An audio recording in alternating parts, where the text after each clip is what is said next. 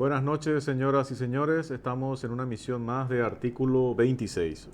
Hoy es jueves 9 de enero del 2020.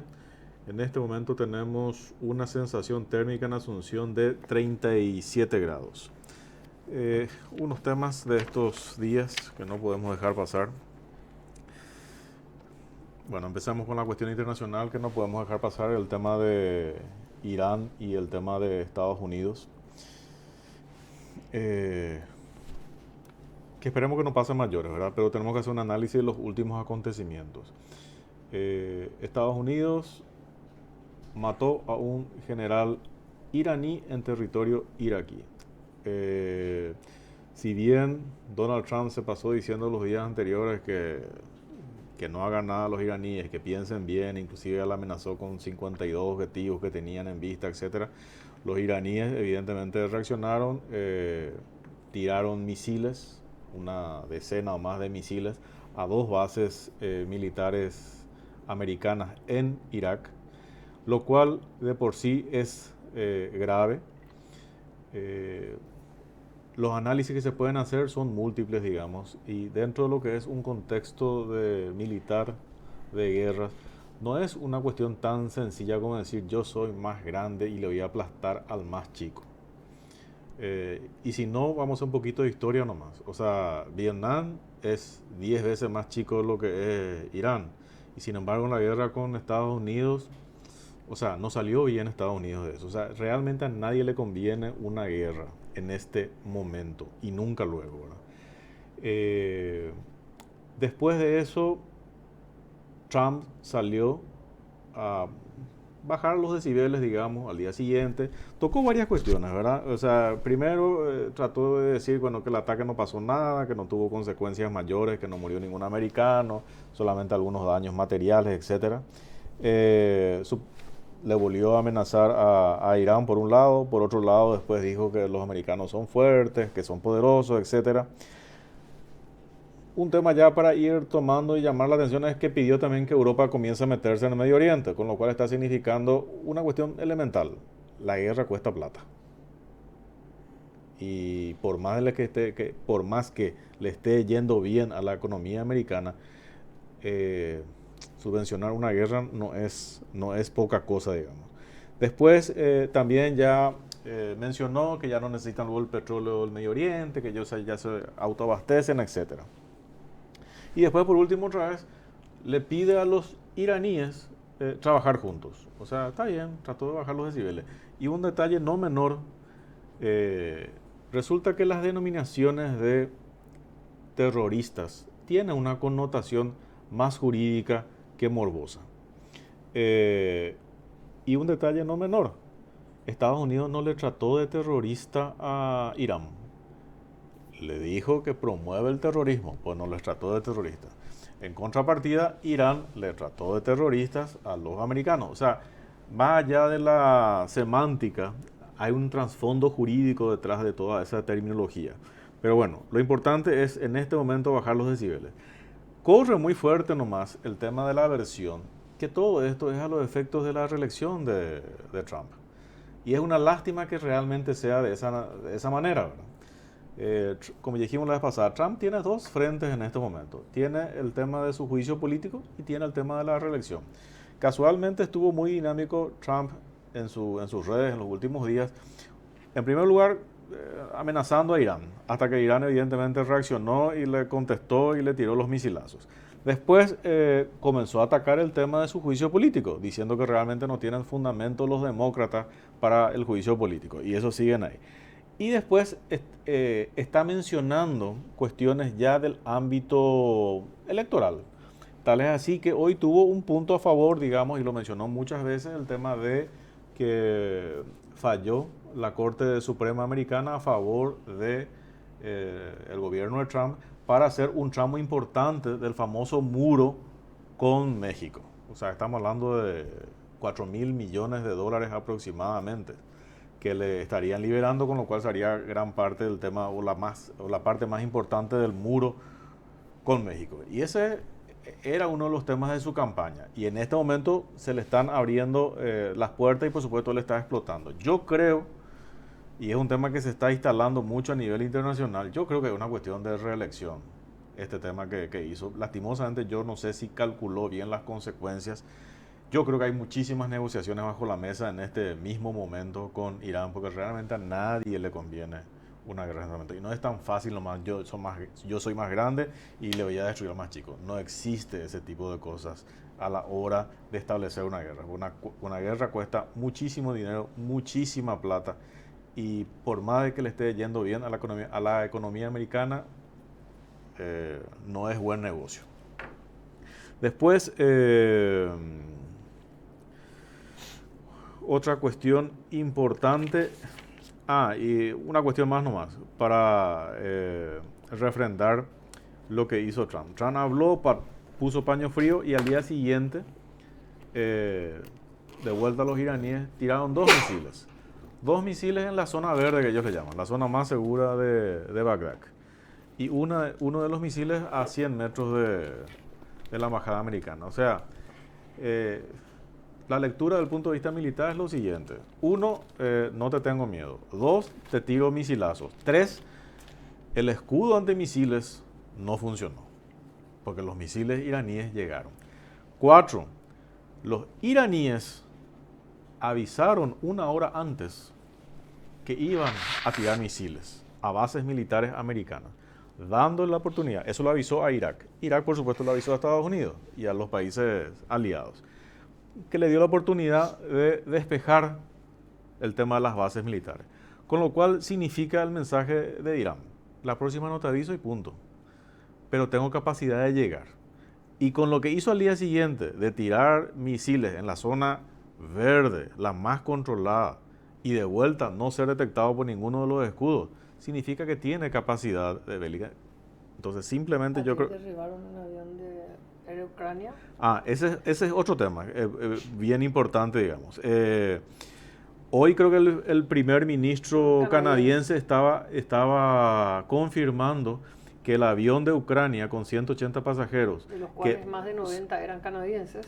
Sí, lastimosamente, aparentemente fue un misil iraní el que en medio del fragor de los misilazos del día en el cual se había pedido despejar el espacio aéreo iraní, despegó el avión de tierra iraní, de Teherán, y bueno, parece que ligó un misil. Bueno, pero bueno, ese es un tema. Vamos al tema local. El tema local tenemos, por un lado tenemos lo que se está instalando, y el tema que vamos a tocar dentro de un rato, el tema de Camilo Suárez, Horacio Cartes, Rocío Casco, el tema de PEMAS, el tema del financiamiento de los partidos políticos, el financiamiento de las elecciones, lo cual es una de las aristas más importantes para nuestro país, que pasa por el tema de la corrupción y la impunidad. ¿Cómo se instala la corrupción y la impunidad? Y hay 3 antídotos hoy que tenemos que sí o sí tratar de desarrollar cuanto antes, que es el tema de el financiamiento, una ley seria de financiamiento de los partidos políticos y el tema de las elecciones, el desbloqueo y el tema de las declaraciones juradas de los funcionarios públicos y de los proveedores del Estado. De esa manera se estaría cerrando el circuito de la corrupción, y con eso vamos a apuntalar el tema de no a la impunidad. Pero bueno, eso vamos a tocar dentro de un rato.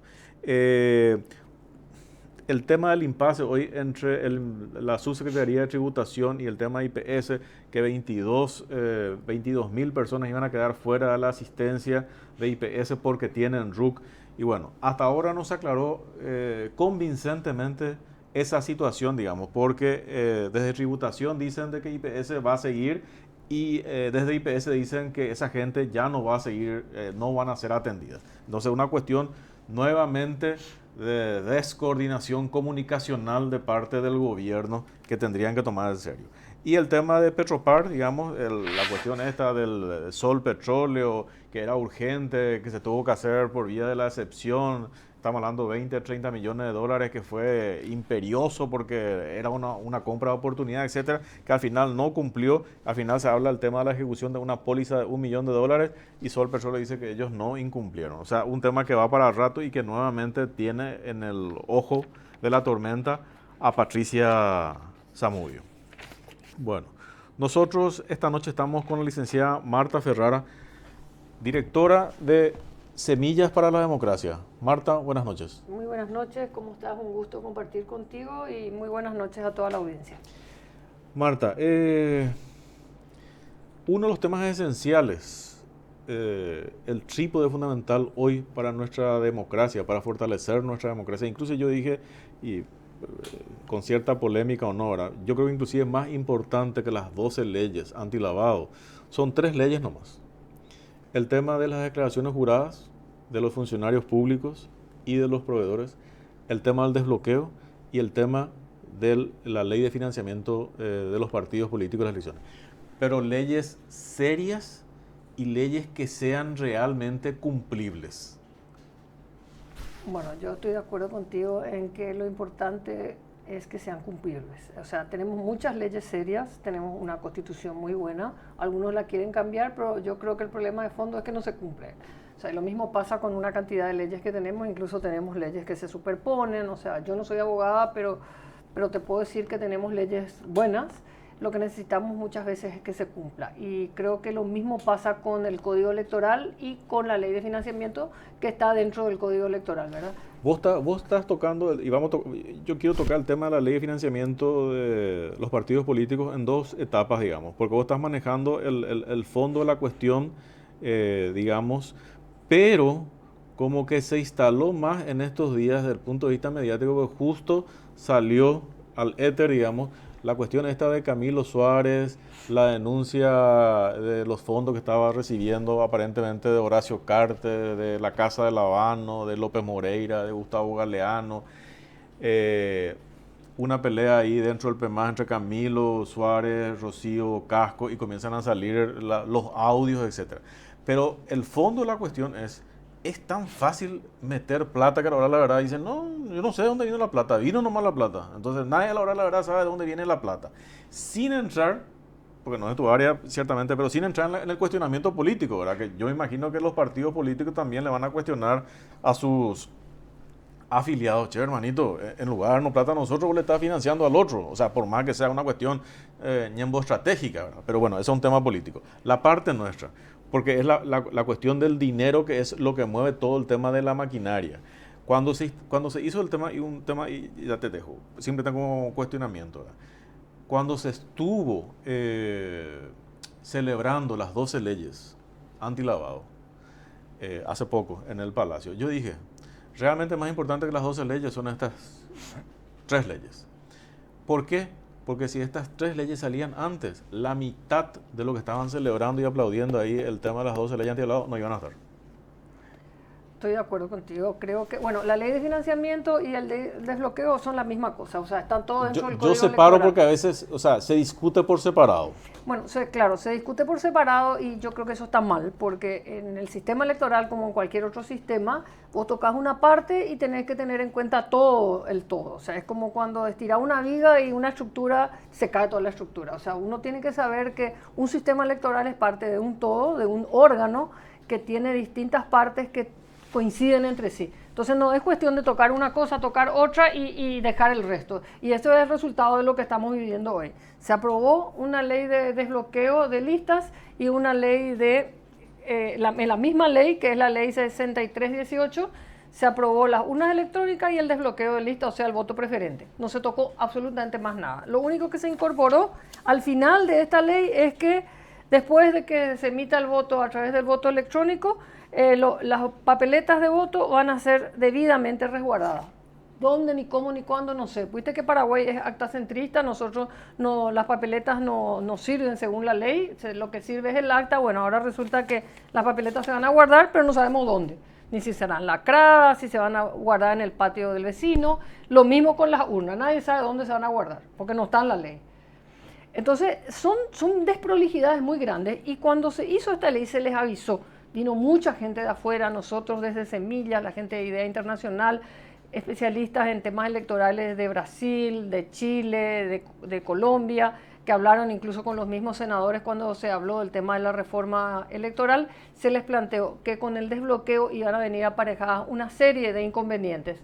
El principal es que cada candidatura es única, o sea, todos contra todos, ya no son movimientos contra movimientos, todos son candidatos, cada uno tiene su propia candidatura. Claro, hoy después de que aprobaron esta ley de manera apurada y desprolija, ahora resulta que quieren aprobar una nueva ley para arreglar lo que no hicieron cuando tenían que haber hecho. O sea, tocar todo el problema completo y aprobar el paquete. La Unión Europea recomendó 20 modificaciones, no se aprobó ninguna. Se aprobaron 2 que no están entre las 20 recomendaciones.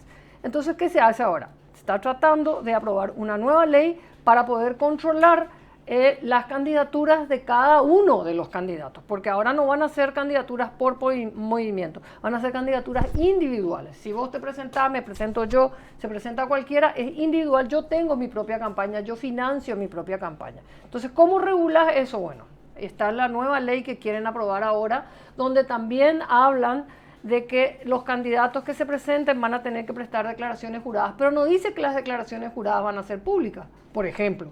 Tampoco la ley establece que los partidos políticos van a ser sujetos de la ley de acceso a la información. Hoy vos podés obtener información de los partidos políticos a través del Tribunal Superior de Justicia Electoral, no directamente de los partidos. O sea, las herramientas que tenemos para hacer más transparente el proceso, para que las instituciones sean más sólidas y creíbles, para que nuestro sistema democrático no se siga deteriorando, no se usan. Entonces hacen una serie de leyes parche, pero lo que es la cuestión de fondo, como pues si declaraciones juradas, públicas. Porque a mí de qué me sirve que todos estos ñatos que se van a presentar hagan sus declaraciones juradas si no son públicas. De nada. Me tengo que ir al tribunal y bueno, eso es una utopía. Pensar que yo me voy a ir al tribunal para que me cuenten. Un paréntesis ahí, Marta. ¿En qué etapa está realmente este tema de la ley o el proyecto de ley? ¿Qué es eso? Es un proyecto de ley que fue presentado en la Cámara de Diputados por la diputada Rocío Vallejo y con otros, el diputado Sebastián García, Tito Ibarrola, Jorge Ábalos Mariño, Edgar Acosta, son algunos, Sebastián Villarejo son algunos de los firmantes. ¿Y en qué etapa está eso? Y está en comisión, se tiene que tocar, eventualmente, aparentemente, habría una reunión en los primeros días ahora de de febrero, o a fines de enero, donde se tocaría esto como parte del orden del día y también el tema de las declaraciones juradas, entre otros temas, ¿verdad? Pero va a empezar un proyecto de ley entonces. Se tiene que aprobar, después tiene que ir, seguramente otra vez se tiene que convocar al Senado o el procedimiento en este momento de vacaciones. Pero ya no va a dar tiempo. Y además, este proyecto de ley, ponerle que se apruebe, que se consiga a una velocidad nunca antes vista, en términos legislativos, porque esto tenía que haberse hecho hace rato, que se apruebe. Hay una serie el proyecto establece que hay una serie de reglamentaciones, de procesos que tiene que llevar adelante el Tribunal Superior de Justicia Electoral, porque este proyecto de ley, mejor dicho, le da una serie de atribuciones nuevas al Tribunal Superior de Justicia Electoral, además de las que ya tiene y no cumple, porque convengamos que el órgano encargado de hacer cumplir la ley electoral, que hasta hoy nunca tuvo una sanción que yo conozca, ni por venta de cédulas, ni por arreo de indígenas, ni por violación de la propaganda electoral, tenga que hacer cumplir todavía esto. Tiene que ponerse de acuerdo con otras instituciones, por ejemplo con la CEPRELAD, con la Contraloría, no dice cómo. Entonces todo eso hay que hacer antes de que se convoque a elecciones internas, porque la ley no es retroactiva, o sea, no sirve de nada si esto se aprueba después de la convocatoria a elecciones internas. Viste que ahora primero están las internas municipales y después están las municipales. O sea, y la ley, desde mi punto de vista, puede tener buenas intenciones. Como yo te decía, el camino al infierno está lleno de muy buenas intenciones. El problema es que esto nos puede conducir a un caos si no se trata a fondo y bien. O sea, hay que ser más serio cuando se hace legislación. Yo no soy abogada, pero leyendo, yo te quiero dejar las tres. La ley electoral que está vigente y desfasada, entre paréntesis, porque no establece los mecanismos para el voto del desbloqueo ni para las urnas electrónicas. La ley que crea el desbloqueo y las urnas electrónicas, que se aprobó y se tiene que incorporar, que ya está incorporado al Código Electoral, y lo que quieren aprobar ahora. O sea, hay que legislar con un poco más de seriedad y con más tiempo. No puede ser que aprobemos 1.500 pensiones graciables y no seamos capaces de aprobar leyes que tienen que ver con la democracia, con la institucionalidad de la República, Hugo. Dos cuestiones ahí. Evaluemos las dos opciones. Evaluemos que evidentemente el tiempo no da y no llega. O sea, ¿cómo van a suceder el tema de las internas? Todo con las herramientas anteriores, con las disposiciones anteriores y con la legislación anterior. Y va a ser todo en el aire, porque en este momento no hay ninguna ley que controle las candidaturas individuales. Si no se llega a aprobar esto, ¿verdad? Si se aprueba, bueno, habrá que ver cómo se adapta y todo. Pero ponerle que no se apruebe, o sea, y no hay ley. O sea, no hay ley que te controle una candidatura individual. Pero está bien, entonces corren las reglas viejas. Todo vale. ¿Como hasta ahora? Sí, como hasta ahora. Más o menos sí, o sea, digamos que sí. Y sobre todo con un sistema electoral que beneficia a los partidos más grandes. Porque realmente nuestro sistema electoral es una ingeniería electoral, una estructura, o sea, una ingeniería que está hecha para beneficiar a los más grandes, a los que tienen mayor cantidad de dinero, todo, hasta el subsidio electoral. Fíjate que el subsidio electoral se otorga después de las elecciones, o sea, vos tenés que andar pidiendo prestado, fiado, y que creas, hay una cadena de usura, que es lo que estamos viendo ahora, de gente que tiene que firmar pagarés, se tiene que endeudar. ¿Y quién puede hacer eso? El que consigue dinero sucio o el que ya tiene luego plata, y el que no tiene, bueno, ve de dónde saca, ¿verdad? O sea, y te dan a dar después recién la plata. O sea, toda la estructura está hecha solo para beneficiar a los más poderosos. O sea, lo que nosotros tendríamos que tratar es de crear un sistema electoral que haga las reglas del juego más equitativas para todos, donde todos de alguna manera puedan participar en relativa igualdad de condiciones. Si llega a salir, digamos, el proyecto de ley, que creo que no va a salir, pero no importa, ¿cuáles son las objeciones que vos encontrás en este proyecto de ley, por ejemplo? Bueno, primero que me parece un poco confuso, me parece que, como te decía, se le dan demasiadas atribuciones, más de las que ya tiene al Tribunal Electoral, que no tiene la capacidad suficiente. Creo que, si no estoy equivocada, no tiene más de 3 o 4 contadores que puedan controlar las rendiciones de cuentas. Ellos lo que hacen es recibir las rendiciones de cuentas de los partidos, porque yo, candidato, yo movimiento realmente, porque ahora van a ser candidaturas individuales, yo hago mi rendición de cuentas al partido. El partido, al Tribunal Electoral Partidario, revisa mis cuentas y le remite a la justicia electoral. ¿Qué hace la justicia electoral? Alzan la web. Ese es más o menos lo que pasa hoy. Bueno, seguiremos igual, con la diferencia de que ahora las campañas van a ser individuales, no de movimiento. O sea, cada candidato va a tener su propia campaña, porque cada candidato va a quererse ganar, ¿verdad? O sea, yo quiero ganar, quiero ser el que más me voten en mi lista, yo voy a tener mi propia campaña. Eso va a ser una guerra entre todos contra todos. Y bueno, y va a haber mucho más dinero en circulación. Significa que el que tiene más dinero es el que va a tener probablemente más probabilidades de ganar, ¿verdad? Como siempre. Ojalá me equivoque y no pase eso, ganen los mejores, ¿verdad? No, es que... Pero la literatura, la legislación comparada, la experiencia de otros países te dice que pasa eso, ¿verdad? Que es una lucha muy fuerte entre distintos sectores. Mucha gente te dice, bueno, está bien que desaparezcan unos partidos y que nazcan otros. Yo no creo mucho en esa teoría. Yo creo que los partidos políticos son inherentes a un sistema democrático. El sistema democrático compartido es lo que se llama un sistema liberal, ¿verdad? Cuando no hay partidos, tenemos un sistema de partidos único, que es un sistema comunista, o sea, como hay en Cuba, como hay en Vietnam, como hay en China, ¿verdad? En algunas cosas les irá bien, en otras les irá mal, pero eso no es una democracia. La democracia es el sistema que funciona con partidos. Entonces yo creo que lo que tenemos que buscar nosotros es fortalecer a los partidos. Está bien, si alguno se debilita, surge otro, pero tenemos que buscar que a través de los partidos se fortalezca la democracia, que tengamos más y mejores líderes. Porque lo que tenemos es una crisis de representación, o sea, una crisis de los partidos políticos. ¿Y eso por qué es? Porque nuestra democracia es de muy baja calidad. Y con este tipo de situaciones como la que estamos viendo hoy, no le hacemos ningún favor a la democracia. O sea, yo suelo tocar, y toqué varias veces ya el tema, y una de cal y otra arena para los partidos, o sea, los grandes partidos, o sea, el Colorado, Liberal, etcétera. O sea, se les critica mucho, y no hay problema. El tema y lo positivo es que hay a quien criticarle. Y yo recuerdo, y fue un caso que ocurrió hace, qué sé yo, 3 semanas, 4 semanas, el caso del concejal de Paraguarí, Rufinelli creo que es, que se fue, atropelló un retén de la policía, etcétera, con total prepotencia. Al final, ningún partido se hizo responsable de él. O sea, él a su santo gusto y paladar haciendo, pero no hay un partido al cual iba a criticarle. Si hubiera sido colorado o liberal, hace rato le criticaban todo, no, mira, que va a doblar, que prepotente. Pero ningún partido asumió la responsabilidad. O sea, ahí donde nosotros tenemos que valorar el tema de los partidos, porque por lo menos hay alguien a quien criticarle. ¿A quién uno le va a criticar por la actitud de este señor Bueno, Ruffinelli? y eso te va a pasar, y cuando haya candidaturas individuales o de movimientos y no haya partidos fuertes detrás que puedan responder por ello, va a pasar esto que pasa. Creo que ese señor era de un, no sé, un partido... O sea, supuestamente era PDP, No, pero no, PDP no, dijo que era Participación Ciudadana. No sé, era viste que hay mucha gente que se anota para participar también como movimiento y después cobran el subsidio, porque así pues funciona. Entonces vos conseguís unos cuantos pagarés, te presentás, tenés voto y después cobras. Y bueno, mucha gente hace eso. La gente no sabe, pero mucha gente hace eso. Otros dejan de tener voto y desaparecen, digamos. Pero es importante que los partidos sean fuertes, que sean sólidos, que tengan un código de ética, que tengan valores, un tribunal de conducta, que funcionen. Porque a la medida que ellos funcionen va a funcionar mejor la democracia. Está muy bien que le podamos criticar a todo, porque eso también forma parte de la democracia. Pero también necesitamos instituciones sólidas.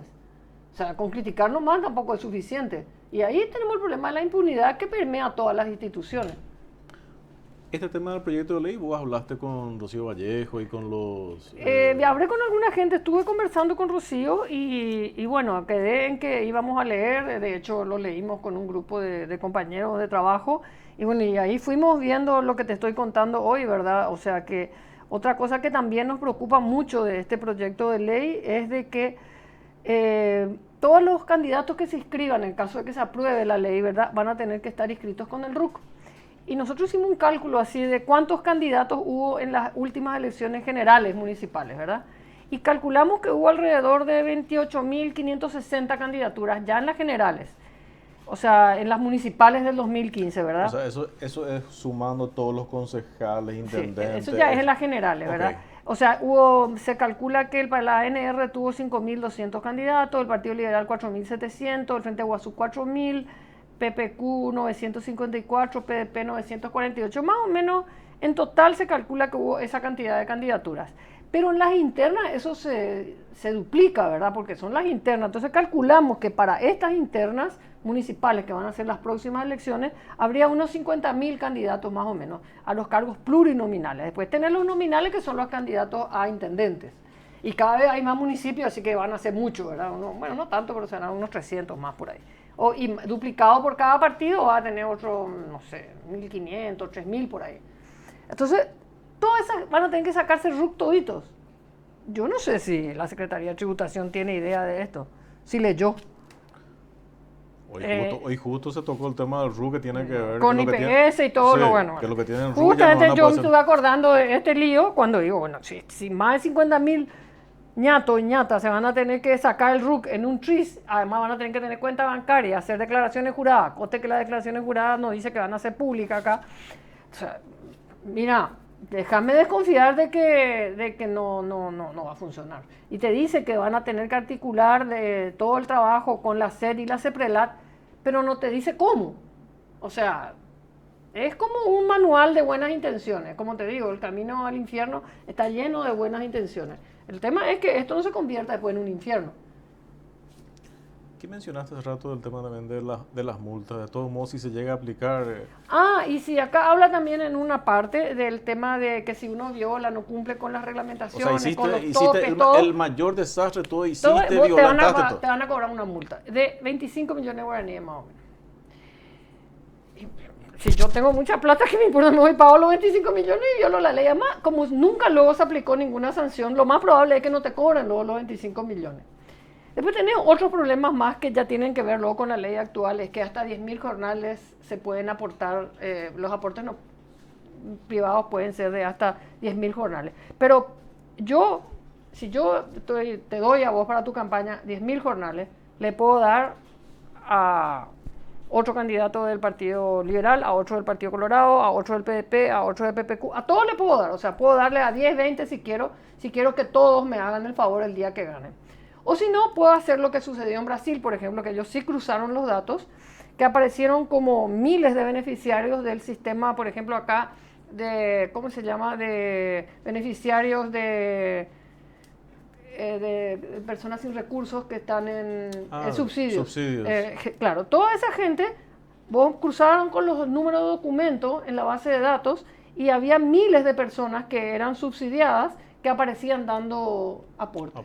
O sea, nunca nomás hicimos todavía ese trabajo acá, pero si a vos se te ocurre un día cruzar los datos que están en la página electoral, en la página del Tribunal Electoral, con los números de documentos de todos los aportantes, te puede aparecer gente de Tecomorá, por ejemplo, que es indigente, pero que resulta que tiene 10.000 jornales para aportar. O sea, todo ese tipo de cuestiones no están reglamentadas. O sea, se le está usando tipo de prestanombre. En Brasil apareció ese caso y sucedió, y acá puede ser que suceda lo mismo. Nunca se hizo el trabajo ese, por lo menos no conozco a nadie que haya hecho esos cruzamientos, pero puede llegar a suceder lo mismo.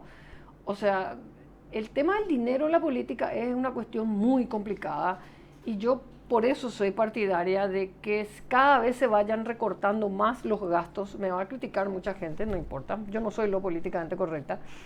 El tema del dinero privado en la política. Yo creo que tiene que ser subsidio del Estado, porque si yo te doy tanto, yo te puedo controlar tanto, o debería poder, ¿verdad? Es mucho más fácil controlar lo que vos das que lo que no podés saber quién te dio. O sea, que en Colombia y en México, por ejemplo, dos países con muchísimos problemas con el narcotráfico, ellos prácticamente tienen absolutamente recortado el tema de los aportes privados. Porque justamente es una fuente que genera mucho ingreso ilegal en la política del dinero sucio, ¿verdad? O sea, dentro de las grabaciones que se estuvo escuchando en estos días, incluso se habla la palabra extorsión, ¿verdad? O sea, se menciona, se tiene tu pagaré y en función de tu pagaré, uno te hacemos luego te cobramos intereses, o dos dejamos y no te cobramos, o a lo mejor sacamos el pagaré y ejecutamos si es que no te portás bien. O sea, es extorsivo el tema. El tema de la usura es lo extorsivo. O sea, ahí nacen tipos como González Daer, que bueno, está imputado justamente por ese... O sea, gente que presta dinero sucio a intereses usurarios. Y después, ¿cuánta gente? Preguntarle a un juez civil cuántos pagarés tienen que ejecutar después de campaña. O sea, si la gente se endeuda porque nuestro sistema encima es perverso, te devuelve la plata después. Entonces vos buscas a quien te financie y te van a extorsionar, así como pasó con Camilo. Ese es un claro ejemplo. Y anda a saber cuánta gente está, la misma nos animan a decir nomás. Ahora saltó. ¿Ustedes tienen alguna idea, cálculo, estudio, una cosa así? ¿Cuánto costaría una candidatura? O sea, un candidato a concejal y presupuesto es tanto, el candidato a intendente presupuesto es tanto, el candidato a diputado, a senador.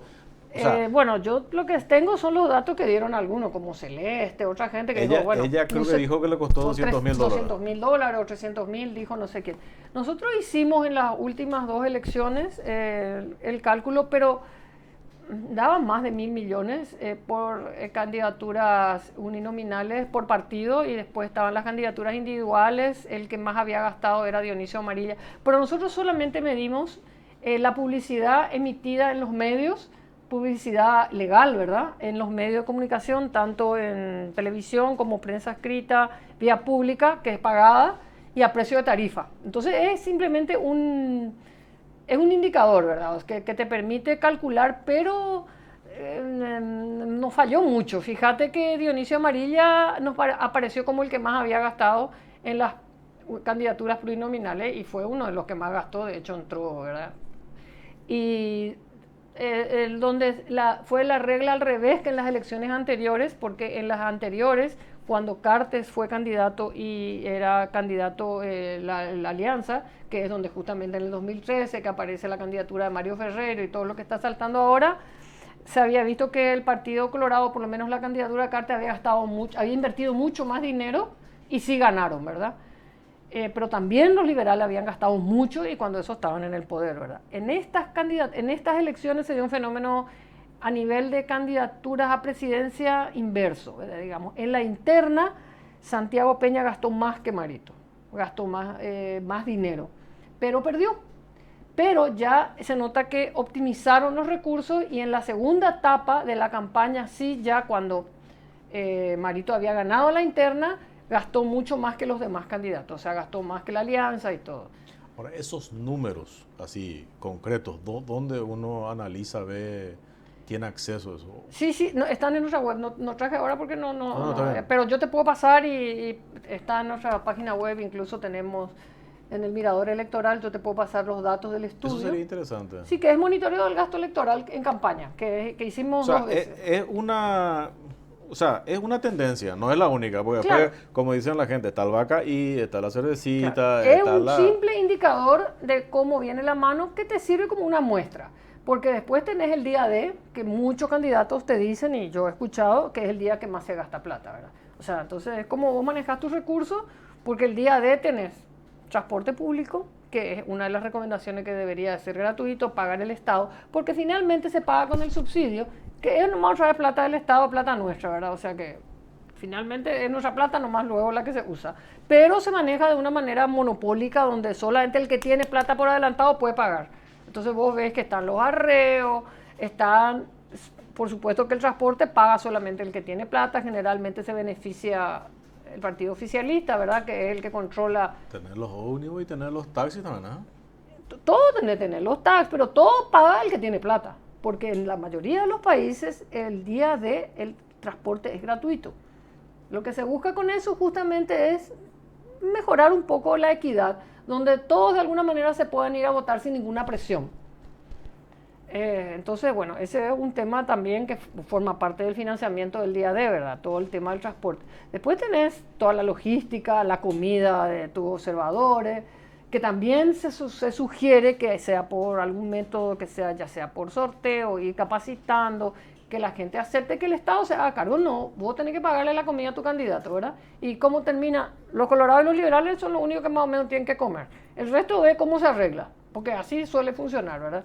Entonces son una cantidad de cositas que no se ven, pero que forman parte por eso que yo te decía que cuando tocas una parte del código electoral, se te puede caer todo el resto. Y que es lo que pasó ahora, ¿verdad? Tocaron 2 cosas y dejaron todo ahí medio en el aire, ¿verdad? ¿Por qué? Porque pegaba al tema del desbloqueo, ¿verdad? O sea, bueno, está bien, vamos a hacer.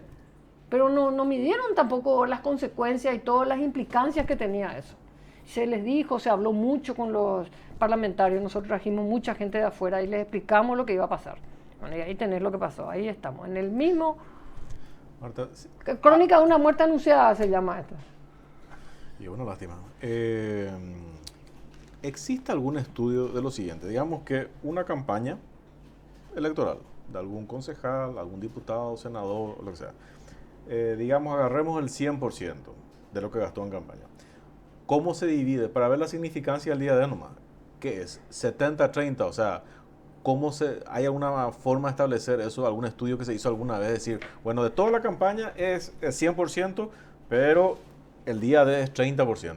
Porque tanto se habla del día D, ¿cuánto lo que es la significancia? No sé cuánto es, pero es grande. Te puedo decir que no sé si será el 50%, no sé si llega a tanto, pero hay que tener guardado mucho dinero para el día D. El día D implica tener recursos, tener que estar en las mesas.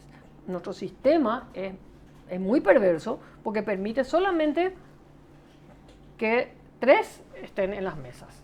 Entonces vos tenés que tener, si vos no formás parte de esos 3, tenés que tener generalmente un observador, un apoderado. Ahora te imaginas con la candidatura individual es lo que va a hacer. ¿Quién va a tener plata para que vaya a controlar su mesa? El que tiene mucho dinero nomás. Porque vos vas a tener que controlar tu voto. Si yo me presento, yo me voy a tener que ir a controlar, voy a tener que tener gente en todas las mesas, yo, no el partido. Yo necesito controlar mi voto. Porque generalmente las estructuras partidarias le van a apoyar al candidato que está de acuerdo con el que está en el partido, ¿verdad? En los casos de los partidos grandes. Los chicos, igual, o sea, si antes gastaban para mantener 50 operadores, hoy no sé cuánto van a tener que gastar cada... Yo sola voy a tener que tener 50 operadores. Entonces, el día D es un costo muy alto. Tenés que darle comida, tenés que darle transporte, generalmente hay gente que se le tiene que pagar, tenés que traer gente de su casa, mucha gente guarda la plata para el final, esos votitos que te faltan.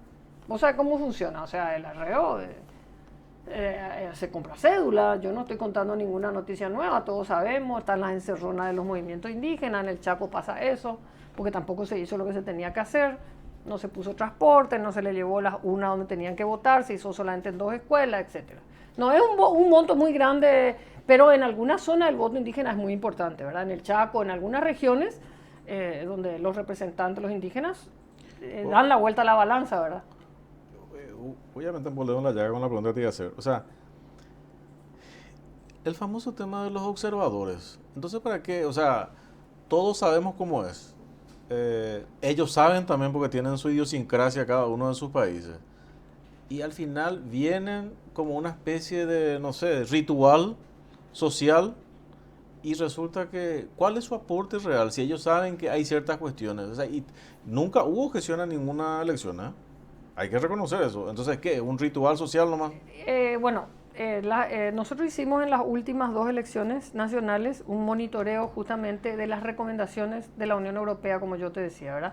La Unión Europea por lo menos deja, y también la OEA, la Unión Europea en particular, deja las recomendaciones de las observaciones que se hicieron. En este caso dejó concretamente 20 recomendaciones claras para que se hagan modificaciones. Algunas tenían que ver con modificaciones ya dentro del sistema constitucional que ya implican reformas más amplias, otras son simples reglamentaciones y otras son leyes que podrían haberse llevado adelante desde el Congreso o desde el mismo Poder Ejecutivo, pero son recomendaciones claras. Bien, pues la recomendación es posterior y bueno, depende de la buena fe del que recepciona, etcétera.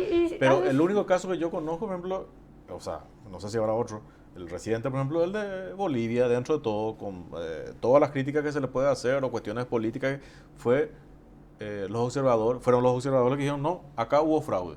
Primera vez que yo vi así algo con tanta contundencia que dijeron los observadores, y hubo fraude. O sea, te gusta o no te gusta, hubo un fraude y acá está mi informe. Pero fue la primera vez que yo, por lo menos... en Honduras también pasó. En Honduras también hubo fraude y también se retiró la Unión Europea de Honduras, se le retiraron todos los préstamos. Hubo fraude en las elecciones anteriores donde se apagó la luz y como... Solamente que algunos países lo reconocieron después, ¿verdad? Igual que ahora en Bolivia. Pero en Honduras hubo un fraude. Está bien, pero en el caso de Bolivia, acuérdate que Evo estuvo muy duro los primeros días, pero realmente la contundencia se dio cuando viene el informe de los observadores y dicen hubo fraude. Y lo mismo fue en Honduras. Y ahí él quiso ya negociar. En Honduras hubo 80 muertos, en Bolivia hubo menos. La movilización social fue menos violenta que en Honduras. En Honduras no hace mucho, el mismo Juan Orlando fue. A él le hicieron ganar, cuyo hermano hoy está preso en Estados Unidos por lavado de dinero, era diputado del mismo partido. O sea, él es un preso de los gringos. Lo tienen de presidente, pero lo tienen atrapado en Estados Unidos al hermano. Él ganó con un tremendo fraude, de donde se retiró la Unión Europea, la OEA no reconoció las elecciones, después finalmente se fueron ablandando, porque fue un fraude tan descarado, se apagó la luz un mes, y se cambiaron todos los resultados y después se prendió de vuelta la luz. Se cayó el sistema, no sé si un mes, pero más de una semana y algo. No, ese fue peor que el de Bolivia. O sea, si el de Bolivia te parece un fraude, lo otro fue así, y fue el mismo también esquema, la misma idea que parece que fue aquel presidente costarricense que había ganado el premio Nobel, él, Arias, creo que fue él el que inventó el sistema para la reelección vía judicial.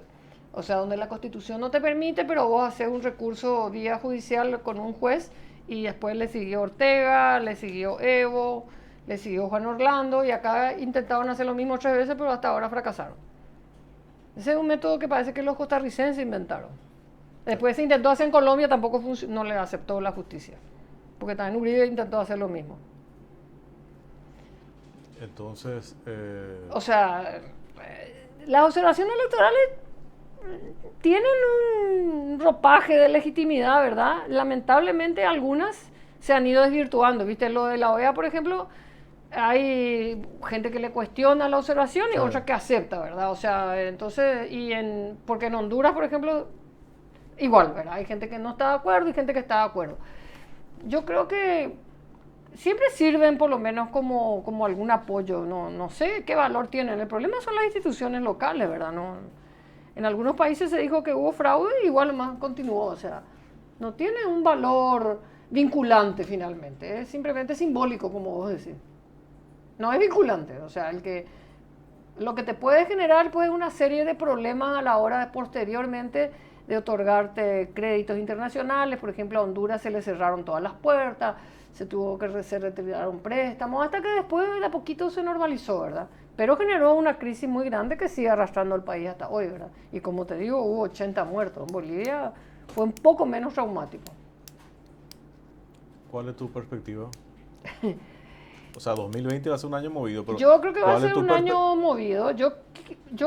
Mira, yo quisiera que las cosas funcionen de verdad. Yo creo que hay que valorar la democracia, hay que ponerla en valor cada vez más. Es un valor por el cual hay que pelear todos los días. La democracia no es gratis ni te viene de arriba.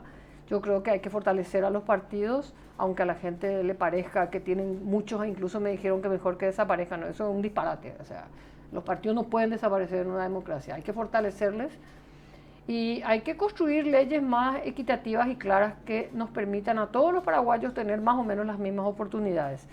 Y yo les pediría a los parlamentarios que actúen con mayor seriedad a la hora de tocar ciertas leyes, ¿verdad? Sean más responsables y que no dejen las cosas para último minuto.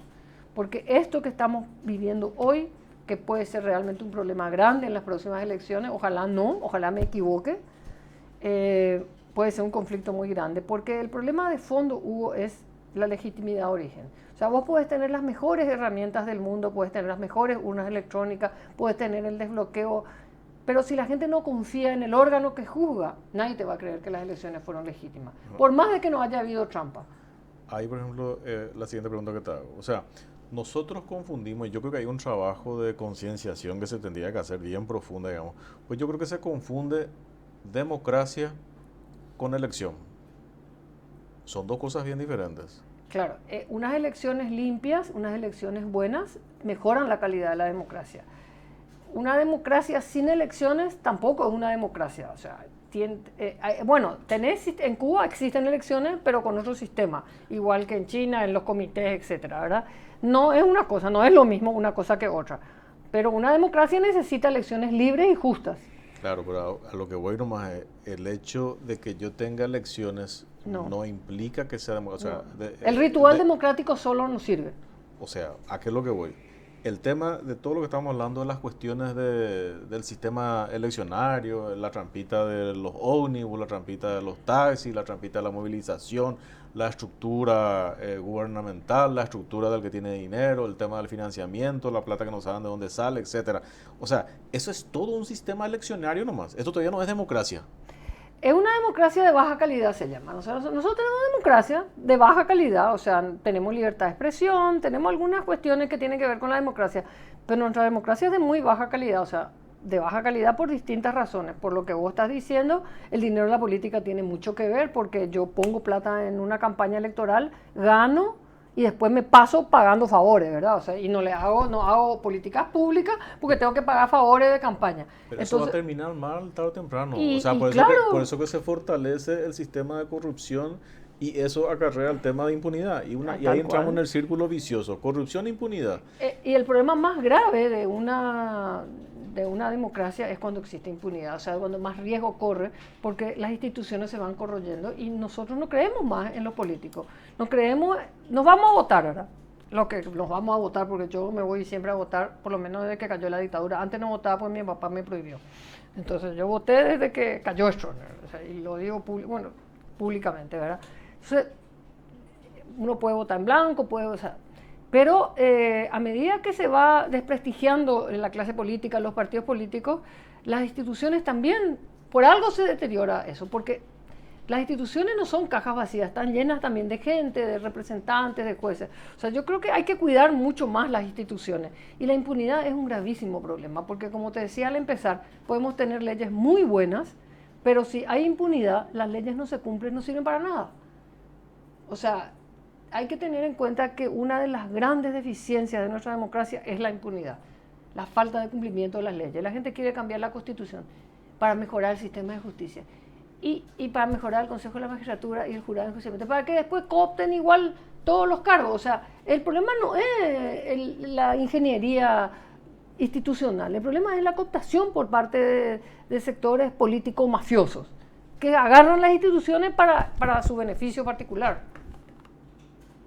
no sé, yo creo que algún día se va a cansar la gente. O sea, habría que mirar un poco más lo que está pasando alrededor. O sea, lo que pasó en países donde creíamos que todo funcionaba como Chile.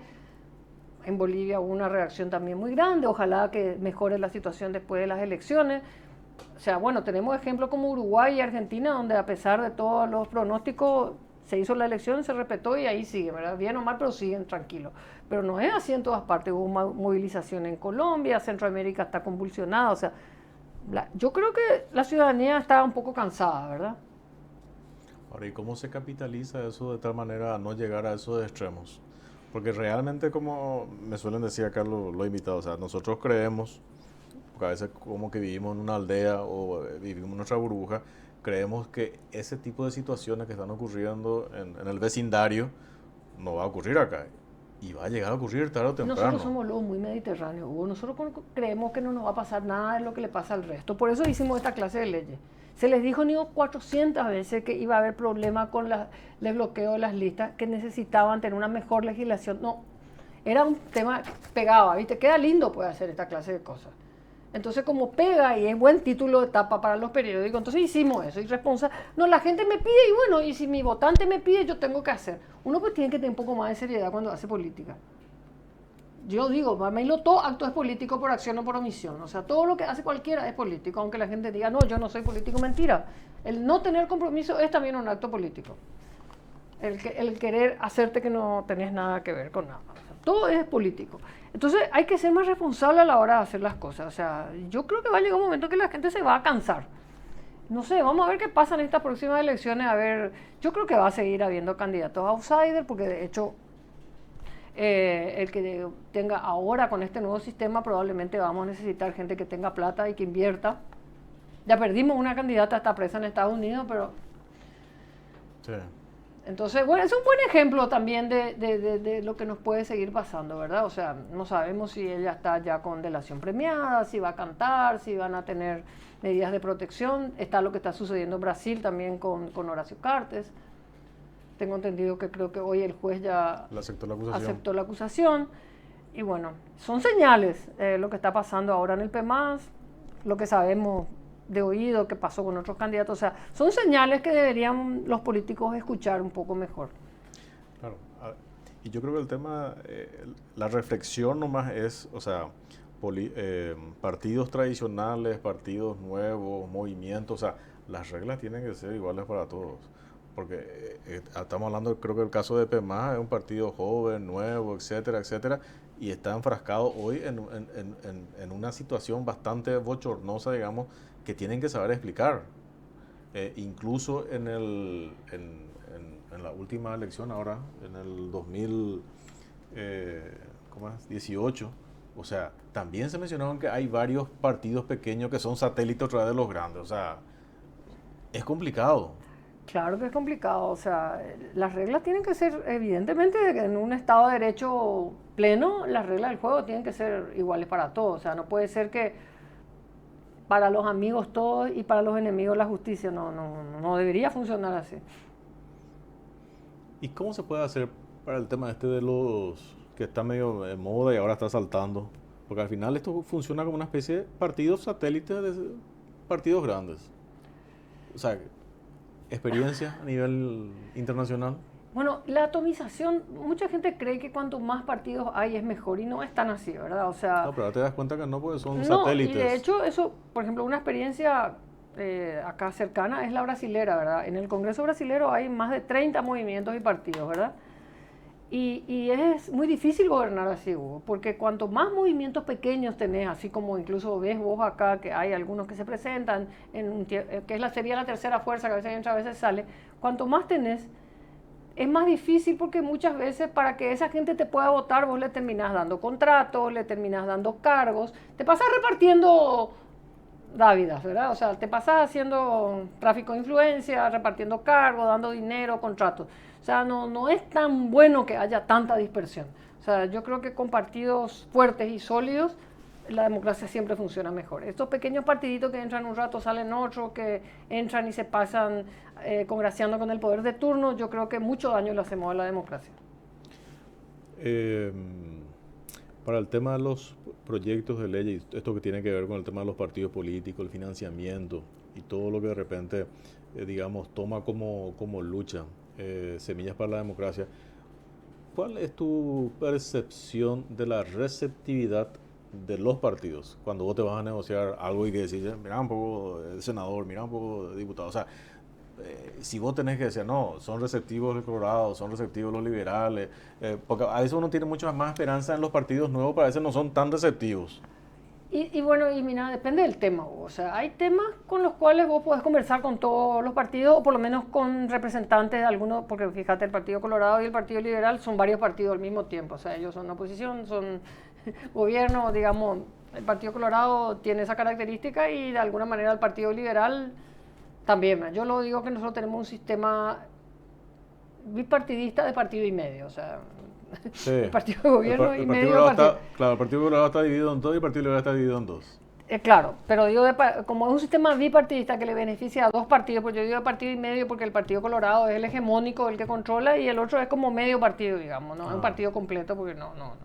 Tiene control de algunas cuestiones y está también igual de dividido o más que el Partido Colorado, ¿verdad?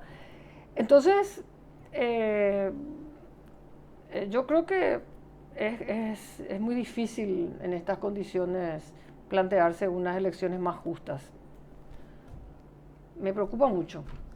Ahora, el sistema uruguayo, por ejemplo, ellos están realmente más avanzados que nosotros, ¿no? Porque a mí me llamó la atención, y no sé si hicieron solamente por export o a nivel de marketing, digamos, el tema cuando, porque gana un candidato de derecha, deja la presidencia un representante de la izquierda, y se fueron a la toma de posesión de Fernández en Argentina. ¿Y cómo va la transición?, le preguntan.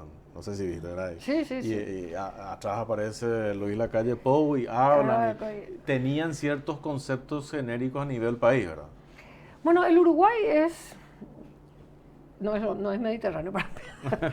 El Uruguay es un ejemplo de un caso casi emblemático en la región, ¿verdad? Vendría a ser un poco lo que sería Centroamérica, de alguna forma Costa Rica, yo creo que incluso mucho más sólido. En Uruguay la gente cree en el sistema. Vos podés hacer la elección que quieras, el secretario general de la OEA es uruguayo, pero no se le va a ocurrir ir a ver la elección en Uruguay porque nadie le va a dejar. O sea, ellos confían en su propio sistema.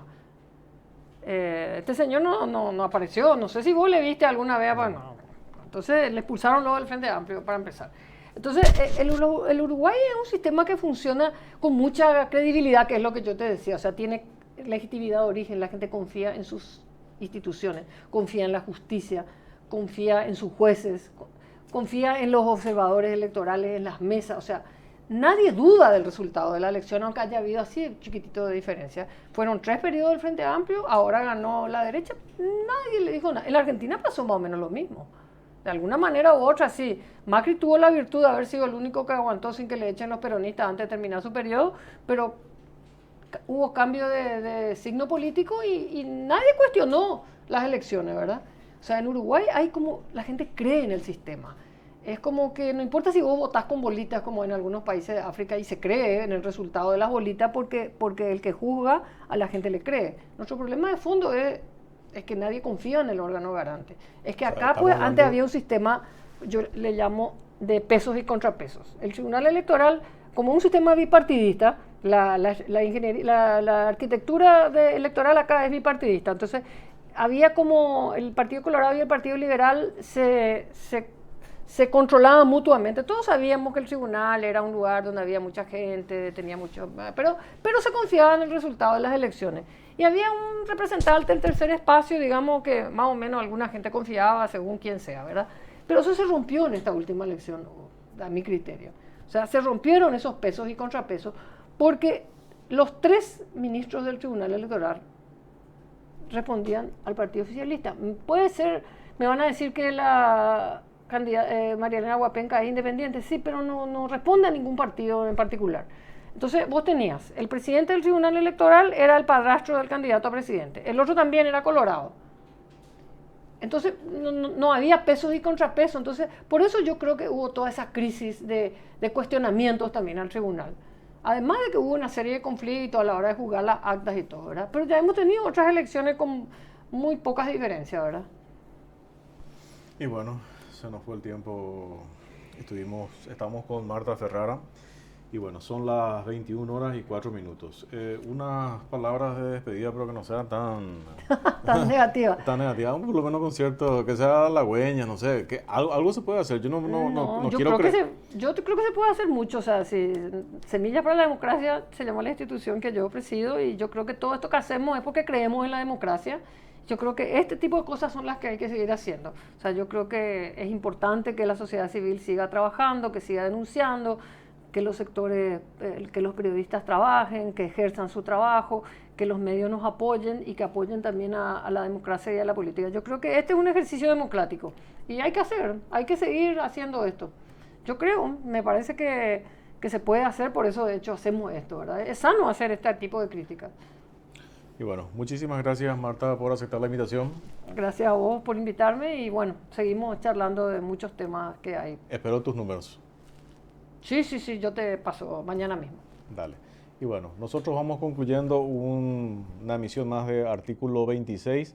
Son las 21:05. Ya saben que pueden ver en diferido nuestro programa a través de Twitter, YouTube, Facebook y a través de nuestro canal digital artículo26.com. Nosotros regresamos el domingo a las 20 horas. Buenas noches, muchas gracias.